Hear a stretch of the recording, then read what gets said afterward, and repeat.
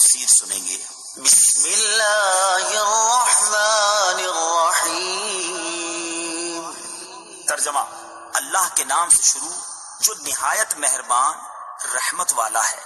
وَإِذِ اسْتَسْقَى مُوسَىٰ لِقَوْمِهِ فَقُلْنَا اضْرِب بِّعَصَاكَ الْحَجَرَ فَانفَجَرَتْ مِنْهُ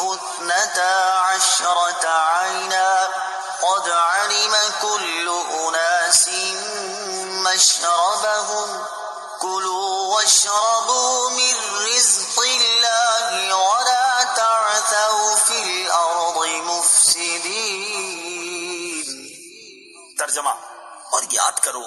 جب موسیٰ نے اپنی قوم کے لیے پانی طلب کیا تو ہم نے فرمایا کہ پتھر پر اپنا عصا مارو، تو فوراً اس میں سے 12 چشمے بہہ نکلے، اور ہر گروہ نے اپنے پانی پینے کی جگہ کو پہچان لیا، اور ہم نے فرمایا کہ اللہ کا رزق کھاؤ اور پیو، اور زمین میں فساد نہ پھیلاتے پھرو۔ وَإِذِ اسْتَسْقَى مُوسَىٰ لِقَوْمِهِ، اور جب موسیٰ نے اپنی قوم کے لیے پانی مانگا۔ تفسیر صراط الجنان میں ہے، جب میدان طیہ میں بنی اسرائیل نے پانی نہ پایا تو حضرت موسیٰ علیہ السلام کی خدمت میں فریاد کی۔ حضرت موسیٰ علیہ السلام کو اللہ تعالیٰ کی طرف سے حکم ہوا کہ اپنا عصا پتھر پر مارو، چنانچہ آپ علیہ السلام نے عصا مارا تو اس پتھر سے پانی کے 12 چشمے جاری ہو گئے، اور بنی اسرائیل کے 12 گروہوں نے اپنے اپنے گھاٹ کو پہچان لیا۔ کلو واشربو، کھاؤ اور پیو۔ تفسیر صراط الجنان میں ہے، حضرت موسیٰ علیہ السلام کی قوم سے فرمایا گیا کہ آسمانی طعام من و سلوہ کھاؤ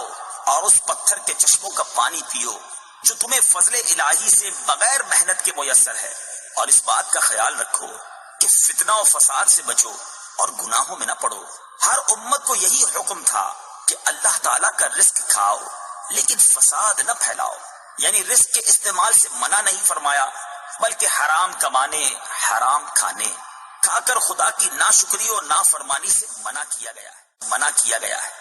وَإِذْ قُلْتُمْ يَا مُوسَىٰ لَن نَّصْبِرَ عَلَىٰ طَعَامٍ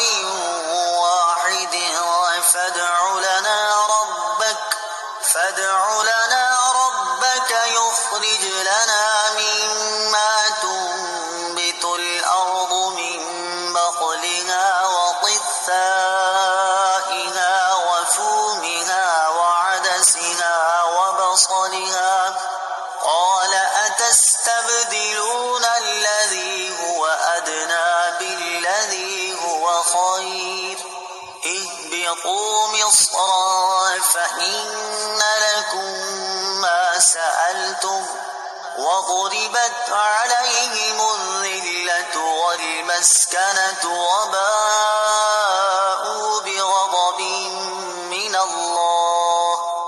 ذَلِكَ بِأَنَّهُمْ كَانُوا يَكْفُرُونَ بِآيَاتِ اللَّهِ وَيَقْتُلُونَ النَّبِيِّينَ بِغَيْرِ الْحَقِّ ذَلِكَ بِمَا عَصَوا وَكَانُوا يَعْتَدُونَ۔ ترجمہ، اور جب تم نے کہا اے موسیٰ ہم ایک کھانے پر ہرگز صبر نہیں کر سکتے، لہٰذا آپ اپنے رب سے دعا کیجئے کہ ہمارے لیے وہ چیزیں نکالے جو زمین اگاتی ہے، جیسے ساگ اور ککڑی اور گندم اور مسور کی دال اور پیاز۔ فرمایا کیا تم بہتر چیز کے بدلے میں گھٹیا چیزیں مانگتے ہو؟ اچھا پھر ملک مصر یا کسی شہر میں قیام کرو، وہاں تمہیں وہ سب کچھ ملے گا جو تم نے مانگا ہے۔ اور ان پر ذلت اور غربت مسلط کر دی گئی، اور وہ خدا کے غضب کے مستحق ہو گئے۔ یہ ذلت و غربت اس وجہ سے تھی کہ وہ اللہ کی آیتوں کا انکار کرتے تھے اور انبیاء کو ناحق شہید کرتے تھے، اور یہ اس وجہ سے تھی کہ انہوں نے نافرمانی کی اور وہ مسلسل سرکشی کر رہے تھے۔ لن نصبر على طعام واحد، ہم ایک کھانے پر ہرگز صبر نہیں کریں گے۔ تفسیر صراط الجنان میں ہے، بعض لوگوں کی طبیعت میں کم ہمتی، نالائکی اور نیچ پن ہوتا ہے۔ آپ انہیں پکڑ کر بھی اوپر کرنا چاہیں تو وہ کم تر اور نیچے رہنے کو ترجیح دیتے ہیں۔ ایسے لوگ عموماً زندگی کی لذتوں اور نعمتوں سے فائدہ نہیں اٹھا پاتے۔ بلند ہمت اور بہتر سے بہتر کے طالب ہی خالق و مخلوق کے ہاں پسندیدہ ہوتے ہیں۔ بنی اسرائیل پر نعمتوں کے ذکر کے بعد یہاں سے ان کی کم ہمتی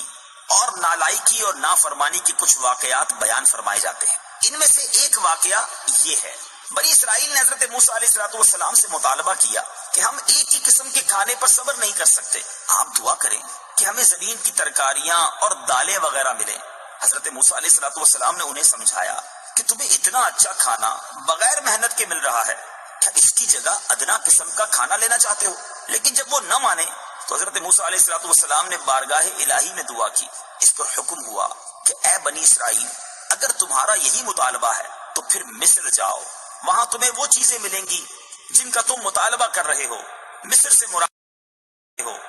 سے مراد یا تو ملک مصر یا مطلقاً کوئی بھی شہر ہے۔ ان الذين آمنوا والذين هادوا والنصارى والصابئين من آمن بالله واليوم الآخر وعمل صالحا فلهم أجرهم عند ربهم ولا خوف عليهم ولا هم يحزنون وإذ أخذنا ميثاقكم ورفعنا فوقكم الطور خذوا ما آتيناكم بقوة واذكروا ما فيه لعلكم تتقون۔ ترجمہ، بے شک ایمان والوں نیز یہودیوں اور عیسائیوں اور ستاروں کی پوجا کرنے والوں میں سے جو بھی سچے دل سے اللہ پر اور آخرت کے دن پر ایمان لے آئیں اور نیک کام کریں تو ان کا ثواب ان کے رب کے پاس ہے، اور ان پر نہ کوئی خوف ہوگا اور نہ وہ غمگین ہوں گے۔ اور یاد کرو جب ہم نے تم سے عہد لیا اور تمہارے سروں پر طور پہاڑ کو معلق کر دیا اور کہا کہ مضبوطی سے تھامو اس کتاب کو جو ہم نے تمہیں عطا کی ہے، اور جو کچھ اس میں بیان کیا گیا ہے اسے یاد کرو اس امید پر کہ تم پرہیزگار بن جاؤ۔ وَإِذْ أَخَذْنَا مِيثَاقَكُمْ، اور یاد کرو جب ہم نے تم سے عہد لیا۔ تفسیر صراط الجنان میں ہے، اس آیت میں یہودیوں سے فرمایا جا رہا ہے کہ وہ وقت یاد کرو کہ جب اللہ تعالیٰ نے بنی اسرائیل سے عہد لیا کہ وہ توریت کو مانیں گے اور اس پر عمل کریں گے، لیکن پھر انہوں نے اس کے احکام کو بوجھ سمجھ کر قبول کرنے سے انکار کر دیا، حالانکہ انہوں نے خود بڑی التجا کر کے حضرت موسیٰ علیہ السلام سے ایسی آسمانی کتاب کی درخواست کی تھی جس میں قوانین شریعت اور آئین عبادت مفصل مذکور ہوں، اور حضرت موسیٰ علیہ السلام نے ان سے بار بار اس کے قبول کرنے اور اس پر عمل کرنے کا عہد لیا تھا، اور جب وہ کتاب عطا ہوئی تو انہوں نے اسے قبول کرنے سے انکار کر دیا اور عہد پورا نہ کیا۔ جب بنی اسرائیل نے اللہ تعالیٰ سے کیا ہوا عہد توڑا تو حضرت جبریل امین علیہ السلام نے اللہ تعالیٰ کے حکم سے طور پہاڑ کو اٹھا کر ان کے سروں کے اوپر ہوا میں معلق کر دیا، اور حضرت موسیٰ علیہ السلام نے ان سے فرمایا تم یا تو عہد قبول کر لو ورنہ پہاڑ تم پر گرا دیا جائے گا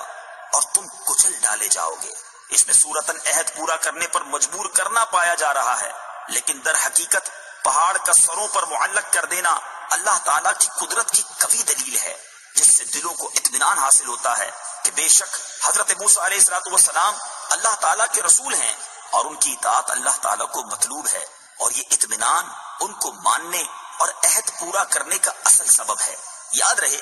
کہ دین قبول کرنے پر جبر نہیں کیا جا سکتا، البتہ دین قبول کرنے کے بعد اس کے احکام پر عمل کرنے پر مجبور کیا جائے گا۔